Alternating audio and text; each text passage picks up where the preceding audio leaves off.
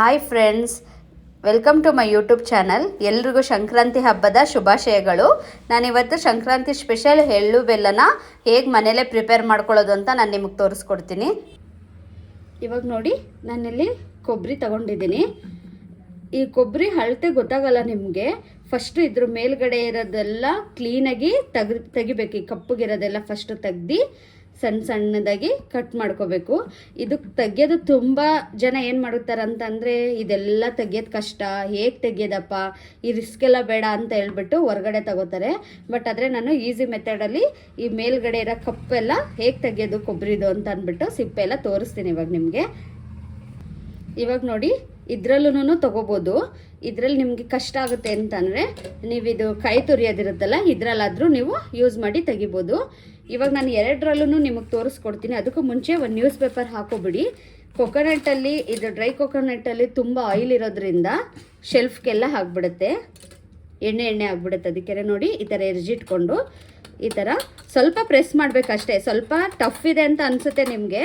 ಮಾಡ್ತಾ ಮಾಡ್ತಾ ಮಾಡ್ತಾ ಫುಲ್ ಈಸಿ ಆಗಿಬಿಡುತ್ತೆ ನೋಡಿ. ಈಗ ನಿಮ್ಗೆ ಕಾಣಿಸ್ತಾ ಇದೆ ಅಲ್ವಾ, ನಿಮಗೆ ಇದರಲ್ಲಿ ತೆಗಿಯೋದು ಕಷ್ಟ ಆಯ್ತಂತಂದರೆ ನೀವು ಇನ್ನೂ ಈಸಿಯಾಗಿ ತಗೋಬೋದು ಅಂತಂದರೆ ನೋಡಿ, ಇದಿದೆಯಲ್ವಾ, ಇದು ಸಣ್ಣದಿದೆಯಲ್ಲ ನೋಡಿ, ಇದು ನಿಮಗೆ 1 2 3 3 ಇದೆ.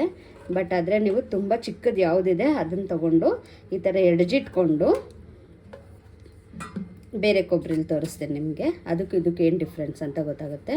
ಈ ಥರ ಎಡ್ಜಿಟ್ಕೊಂಡು ನೀವೇನು ಮಾಡಬೇಕಂದ್ರೆ, ಸ್ವಲ್ಪ ಜೋರಾಗಿ ಪ್ರೆಸ್ ಮಾಡಿ ತುರಿಬೇಡಿ. ಅದು ಬರಲ್ಲ, ನನಗೆ ಕಷ್ಟ ಆಗುತ್ತೆ ಅಂತ ಅಂದರೆ ನೀವು ಜಸ್ಟ್ ಈ ಥರ ಮಾಡಿದ್ರೆ ನೋಡಿ ನೋಡಿ ಕ್ಲೀನಾಗಿ ಗೊತ್ತಾಗ್ತಾ ಇದೆಯಾ.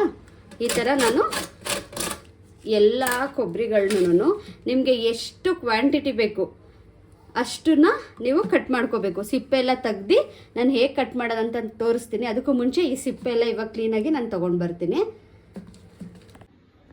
ಇವಾಗ ನೋಡಿ, ನಾನು ಕ್ಲೀನಾಗಿ ಹಿಂಗೆ ತೆಗ್ದಿಟ್ಕೊಂಡಿದ್ದೀನಲ್ವಾ, ಇವಾಗ ಇದನ್ನು ಹೇಗೆ ಕಟ್ ಮಾಡೋದಂತ ನಾನು ತೋರಿಸ್ತೀನಿ ನೋಡಿ. ಹೀಗೆ ನಿಮಗೆ ಕಟ್ ಮಾಡಿಕೊಂಡು, ನಿಮಗೆ ತುಂಬ ಚಿಕ್ಕದು ಮಾಡ್ಕೋಬೇಡಿ, ಸ್ವಲ್ಪ ದಪ್ಪನೇ ಇರಲಿ. ಯಾಕಂತ ಅಂದರೆ ಬಿಸಿಲಿಗೆ ಒಣಗಿಸಿದಾಗ ಏನಾಗುತ್ತೆ ಅಂತ ಅಂದರೆ ಇದರಲ್ಲಿರೋ ಎಣ್ಣೆ ಅಂಶ ಎಲ್ಲ ಹೋಗಿ ಇದೊಂದು ಸ್ವಲ್ಪ ಇನ್ನೂ ಗಟ್ಟಿ ಆಗುತ್ತೆ. ಅವಾಗ ಇದು ಇನ್ನೂ ನೋಡಿ, ನಾನು ಇವಾಗ ಇಷ್ಟು ಮಾಡಿದ್ದೀನಲ್ವ, ಇದು ಇನ್ನೂ ಚಿಕ್ಕದಾಗುತ್ತೆ. ಸೊ ನೀವು ಇಷ್ಟು ಮಾಡ್ಕೊಳ್ಳಿ, ಆವಾಗ ಸರಿ ಹೋಗುತ್ತೆ ನೋಡಿ. ಗೊತ್ತಾಗ್ತದೆ ಅಲ್ವಾ. ಈ ಅಳತೆಗೆ ನಾನು ಎಲ್ಲ ಪೀಸಸನ್ನು ಕೊಬ್ಬರಿ ಫುಲ್ಲು ಕಟ್ ಮಾಡ್ಕೋತಾ ಇದ್ದೀನಿ ಇವಾಗ. ಹಾಗೆ ಎಲ್ಲನೂ ಕಟ್ ಮಾಡಿಕೊಂಡು ನಿಮಗೆ ತೋರಿಸ್ತೀನಿ.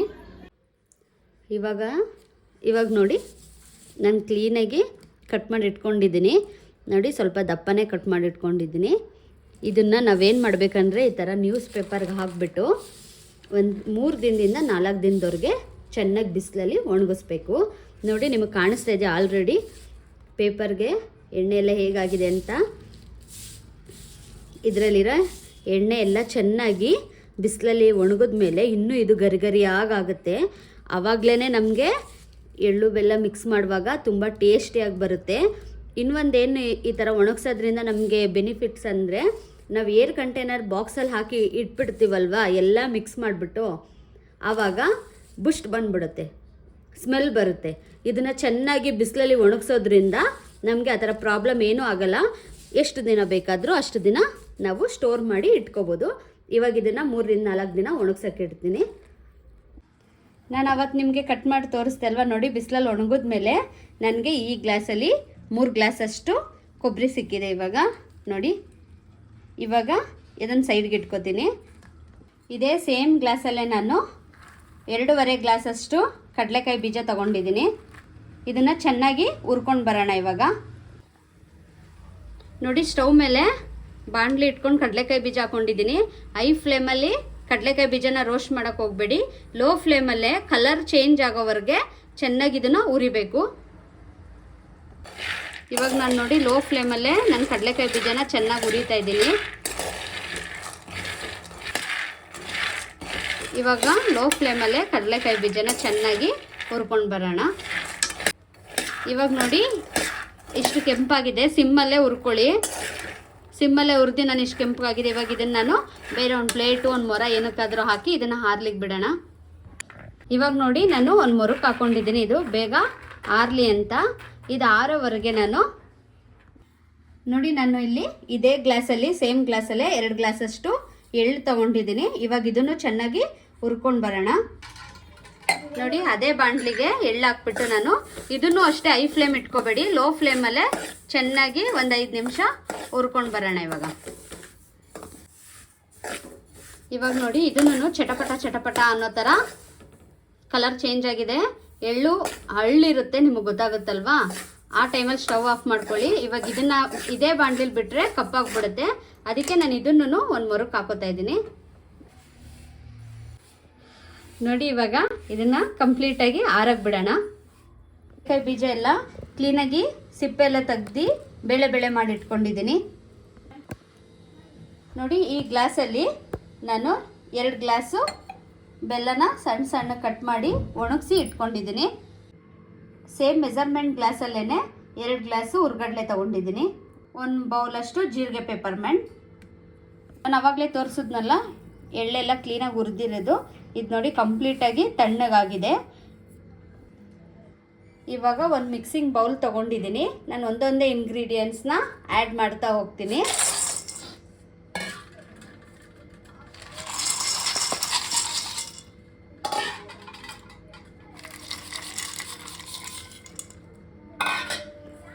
ಹುರ್ಗಡ್ಲೆನ ಉರಿತಾರೆ ಕೆಲವರು, ಉರಿಬೇಡಿ, ಹುರಿದ್ರೆ ಚೆನ್ನಾಗಿರಲ್ಲ. ಹಾಗೆ ಹಾಕ್ಕೊಳ್ಳಿ, ಫ್ರೆಶ್ಶಾಗಿ ಕ್ರಿಸ್ಪಿಯಾಗಿರುತ್ತಲ್ಲ ಅದನ್ನು ಹಾಗೆ ಹಾಕ್ಕೊಳ್ಳಿ.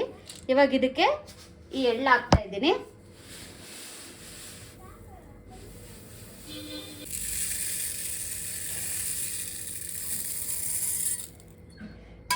ಇವಾಗ ಕ್ಲೀನಾಗಿ ಒಂದು ಕಡೆಯಿಂದ ಮಿಕ್ಸ್ ಮಾಡೋಣ ಇದನ್ನು. ಇವಾಗ ನೋಡಿ ನಾನು ಕ್ಲೀನಾಗಿ ಮಿಕ್ಸ್ ಮಾಡಿದ್ದೀನಿ. ಇವತ್ತು ನಾನು ಮಾಡಿರೋ ಅಂಥ ಎಳ್ಳು ಬೆಲ್ಲ ನಿಮ್ಮೆಲ್ರಿಗೂ ಇಷ್ಟ ಆಗಿದ್ರೆ ಬೇಗ ಬೇಗ ಲೈಕ್ ಮಾಡಿ, ಶೇರ್ ಮಾಡಿ, ಕಮೆಂಟ್ ಮಾಡಿ. ನೀವು ನಿಮ್ಮ ಮನೆಯಲ್ಲಿ ಇದೇ ಥರ ಸಂಕ್ರಾಂತಿ ಹಬ್ಬಕ್ಕೆ ಎಳ್ಳು ಬೆಲ್ಲ ಮಾಡ್ಕೊಳ್ಳಿ.